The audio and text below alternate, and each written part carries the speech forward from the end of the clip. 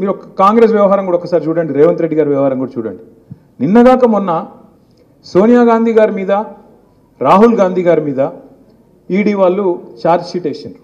National Herald అని ఒక scam ఏదో అయింది, 2000 కోట్ల కుంభకోణం అని చెప్పి వాళ్ళ మీద ఛార్జ్ షీట్ వేసి A1గా సోనియా గాంధీ, A2గా రాహుల్ గాంధీని పెట్టిర్రు.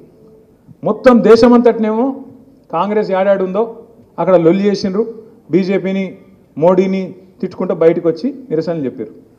ఇక్కడ కూడా ఏదో చేసినట్టు మహేష్ కుమార్ గౌడ్ పాపం ఇంకా కొంతమంది పోయి లొల్లి పెట్టినట్టు చేసిర్రు. కానీ రేవంత్ రెడ్డి మాత్రం ఒక్క మాట మాట్లాడలే ఈరోజు వరకు. ఏది వాళ్ళ నాయకత్వం మీద, వాళ్ళ టాప్ లీడర్షిప్, సోనియా గాంధీ, రాహుల్ గాంధీ మీద కేసు అయితే, ఛార్జ్ షీట్ అయితే, దేశంలో ఉన్న కాంగ్రెస్ వాళ్ళందరూ మాట్లాడుతుంటే రేవంత్ రెడ్డి మాత్రం కుయ్యి లేదు, కయ్యి లేదు, సడి లేదు, సప్పుడు లేదు. ఎందుకు అంటే ఒక గంత దృఢమైన బంధం, చోటే బాయిది బడే బాయిది, అంత దృఢమైన బంధం అన్నట్టు. ఆయన కాపాడుతాడు, ఈయన కాపాడుతాడు. సెంట్రల్ యూనివర్సిటీ భూముల్లో బుల్డోజర్లు పంపిండు రేవంత్ రెడ్డి, అక్కడ జింకలు చంపుతుండు అని చెప్తే నేను ప్రధానమంత్రి గారిని అడిగిన, అయ్యా ప్రధానమంత్రి గారు, నీకు సంవత్సరానికి ఒకసారి యాదికి వస్తుంది తెలంగాణ.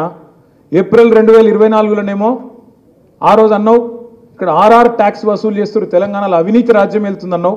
సంవత్సరం అయిపోయింది, యానివర్సరీ కూడా అయిపోయింది.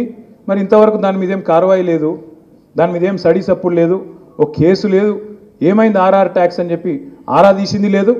మళ్ళీ ఇప్పుడు సంవత్సరానికి వచ్చి రేవంత్ రెడ్డి ప్రభుత్వం అరాచకం చేస్తున్నది, సెంట్రల్ యూనివర్సిటీలో బుల్డోజర్లు పంపుతుంది అంటున్నావు కదా. సెంట్రల్ ఎంపవర్డ్ కమిటీ రిపోర్ట్ ఇచ్చింది, స్పష్టంగా రిపోర్ట్ ఇచ్చింది. ఇందులో ఫైనాన్షియల్ ఫ్రాడ్ జరిగింది, తప్పకుండా ఇన్వెస్టిగేటివ్ ఏజెన్సీలు ఇలా రావాలి, ఎంక్వైరీ చేయాలని చెప్పి వాళ్ళు సుప్రీంకోర్టు అపాయింట్ చేసిన కమిటీ రిపోర్ట్ ఇచ్చింది. మరి రిపోర్ట్ నీ కాడు ఉంది కదా, వెంటనే ఇప్పుడే CBIనో CVCనో వెంటనే పంపి, నిజంగా నువ్వు రేవంత్ రెడ్డి ఒకటి కాకపోతే ఇన్వెస్టిగేషన్ చెయ్యని అడిగిన, సప్పుడు లేదు. అమృత్ స్కామ్ జరిగింది, రేవంత్ రెడ్డి బామ్మర్దికి 1137 కోట్ల కాంట్రాక్ట్ ఇచ్చిండు, ఆయన కంపెనీకి అర్హతనే లేదు అని చెప్పి ఢిల్లీ దాకా పోయి షికాయత్ చేసిన, సప్పుడు లేదు.